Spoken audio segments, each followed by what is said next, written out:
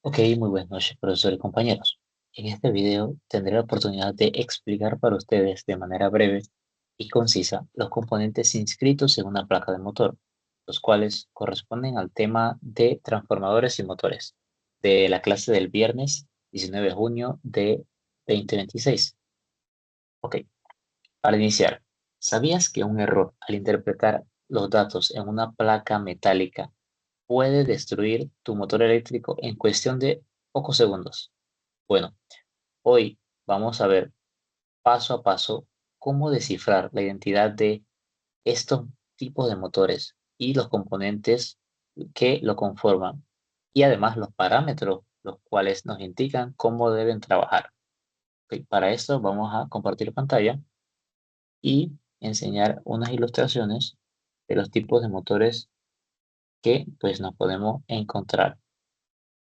Muy bien, para iniciar tenemos esta placa metálica perteneciente a un motor de la marca Gibbons, como vemos aquí, y que tiene su marca Gibbons. Viendo a grandes rasgos la placa, podemos ver la siguiente inscripción, que sería Single Phase Induction Motor. ¿Qué nos dice esto? Pues se puede traducir en que es un motor monofásico típico de aplicaciones residenciales o pequeños talleres. Aquí, iniciando a mano izquierda, podemos ver la palabra type y el código MY8024. ¿A qué se refiere esto? Ok, esto se refiere a que es un modelo o código de denominación del motor o un código de su diseño. Abajo vemos número 1 y HP. Esto hace referencia a horsepower, o sea, un horsepower, lo cual es equivalente a 0,75 kilowatts. Ok, abajo nos encontramos 230 voltios y 5,21 amperios. Esto nos dice el voltaje al cual trabaja, que es estos 30 voltios, y lo que consume en corriente, que sería 5,21 amperios. Más abajo nos indica 50 Hz y 1400 revoluciones por minuto. Los 50 Hz hacen referencia a su velocidad nominal bajo carga y las 1400 revoluciones por minuto nos dicen a qué velocidad gira, a qué velocidad trabaja. Esto es importante porque si lo conectamos o opera a una velocidad por encima de los 60 Hz o se pasa de revoluciones, pues su comportamiento va a variar por completo. A mano derecha podemos ver el IP55. El IP55 es como un parámetro que nos indica a qué es resistente. En este caso, IP55 nos dice que es resistente a el polvo, contra el polvo y contra chorros de agua. Además de eso, vemos que tienen INS CLF, que es una clasificación que soporta alta temperatura y requiere un capacitor de 25 microfaradios a 450 voltios para poder arrancar. El S1 es un código de clasificación de servicio continuo y el NOK 6060-129 vendría siendo el código nominal por el cual la empresa lo tiene inscrito. Ok, seguidamente, del motor monofásico pasamos al motor trifásico. En este caso es un motor perteneciente a la compañía PGR Drive Technology, o por lo menos estos son sus distribuidores o fabricantes. ¿Bien? Es- Primeramente nos encontramos con el 3-mod, que vendría siendo la señal de que es un motor trifásico. Además de eso, nos indica el código Q1EX100L 4A-05H. ¿Esto qué nos indica? Es el modelo o tipo de motor específico del fabricante. El 100L generalmente se refiere al tamaño del frame o el frame size, también conocido como carcasa. Es un dato fundamental para las dimensiones mecánicas y el montaje del mismo. El número 2015 nos hace referencia al año en el cual se fabricó dicho motor. Hablando un poco de sus especificaciones técnicas y su protección, podemos ver el ICIF, que se refiere a la clase de aislamiento térmico o Insulation Class. La letra F significa que es un motor que soporta una temperatura máxima de hasta 155 grados Celsius por sus materiales aislantes. El S1, como ya mencioné, como aparece en este sector, es una clasificación de que es un motor de servicio continuo. Está diseñado para trabajar con una carga constante por un tiempo indefinido hasta alcanzar un equilibrio térmico. También nos muestra el IP55 que mencioné que es una certificación contra el polvo y contra los chorros de líquido. Además de eso, los kilogramos, los cuales componen el peso del aparato. Además de esto, además de estos valores y esa referencia, aparte de eso nos da ciertos parámetros los cuales debe cumplir el motor para su correcto funcionamiento. Y están en esta parte de aquí abajo. En esta parte nos indica primeramente el funcionamiento de la frecuencia de la red eléctrica. En este caso podría ser 60 Hz o 50 Hz. Y bien, si lo conectamos a una red de 50 Hz, según esta tabla nos indica que el motor nos va a entregar una potencia de 2.2 kilowatts. Pero si lo conectamos a una red de 60 Hz, la tabla nos indica que nos entregará una potencia igual a los 2.5 kilowatts. Para este caso, el motor estaría girando o estaría trabajando a 1715 revoluciones por minuto. En el caso de la red de 50 Hz, estaría trabajando a 1430 revoluciones por minuto. Ahora bien, podemos ver una diferencia aquí que vendrían siendo los voltajes. Están divididos en delta y en estrella. Para el caso de el delta, los voltajes de 220 y 380 en estrella. Para el caso de 220, estaría consumiendo 8.5 amperios. Y para el caso estrella de 380, estaría consumiendo 4.9 amperios. Su consumo bajaría. Ahora bien, para el caso de una red de 60 Hz, el voltaje de 255 en delta estaría consumiendo 8 amperios y el voltaje en 440 de estrella estaría consumiendo 4.6 amperios respectivamente.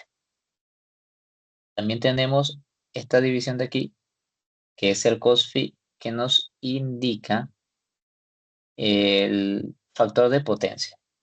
Para la red de 50 Hz estaría en 0.80 y para la red de 60 estaría en 0.81. Bien, esto nos indica qué tan eficiente es el motor transformando la energía eléctrica en fuerza mecánica. Y para finalizar tenemos nuestro motor de alta eficiencia.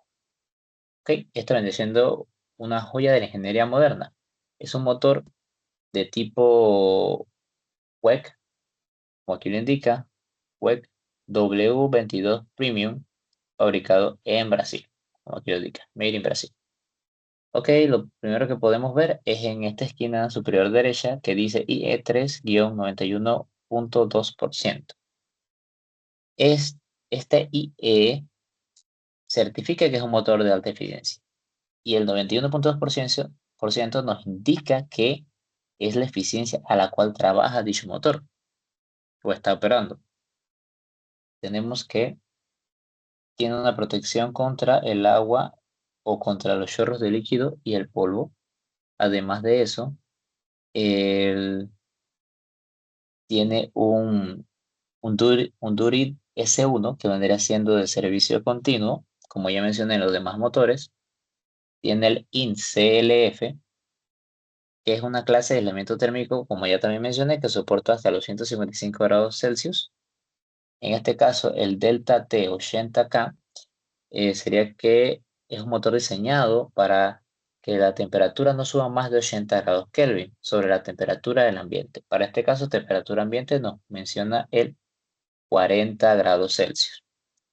Eh, Metiéndonos un poquito más en esto, pues nos indicaría que está operando a plena carga. El motor puede calentarse hasta los 80 grados Kelvin o grados Celsius por encima de la temperatura del ambiente. Como indica la placa, es de 40 grados Celsius. ¿Esto qué significa? Pues significa que el motor puede trabajar internamente hasta los 120 grados Celsius sin dañar su aislamiento clase F, sin dañar su aislamiento o su frame y dejando un margen de seguridad antes de llegar al corto. ¿Ok? Aparte de esto, tenemos que pues, la función regular o las condiciones ideales para su operación sería una altura de 1000 metros eh, sobre el nivel del mar y, como ya mencioné, su temperatura ambiente de 40 grados Celsius también. Además de esto, nos indica el frame o el frame size, que vendría siendo de 132 M-04, y el cual es un estándar internacional que define sus medidas físicas exactas para el montaje. Su factor de servicio, que vendría siendo de 1, que es bastante eficiente, y que nos indica que no debemos sobrecargarlo más allá de su potencia nominal.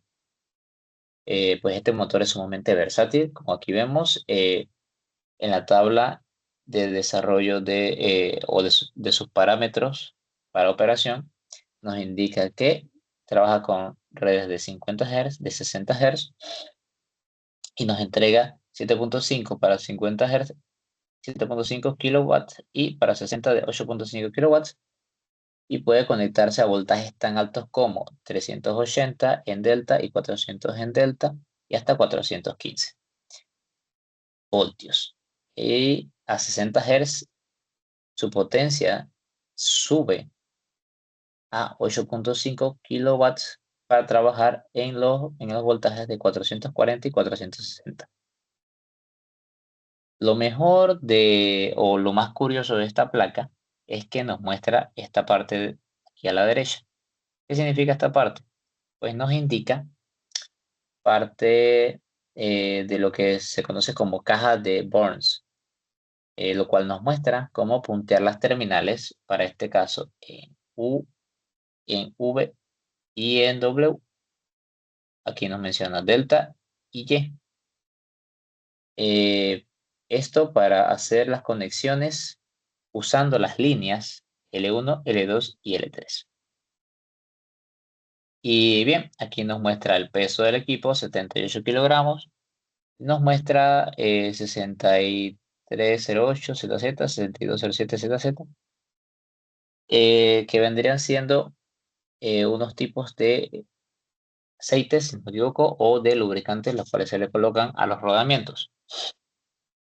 Aparte de eso, aquí tenemos una serie de nominales o de códigos nominales, los cuales se utilizan para reconocer el equipo o para darle ciertas certificaciones por empresas o si las requieren para entrar en un país, etcétera, etcétera. Como conclusión, tenemos que al aprender a leer correctamente estas placas, evitamos que nuestro equipo entre en corto o causarle un daño y que se queme el equipo. Aparte de eso, también nos permite optimizar su rendimiento en cualquier sistema eléctrico e industrial. Y esto sería todo. Muchas gracias.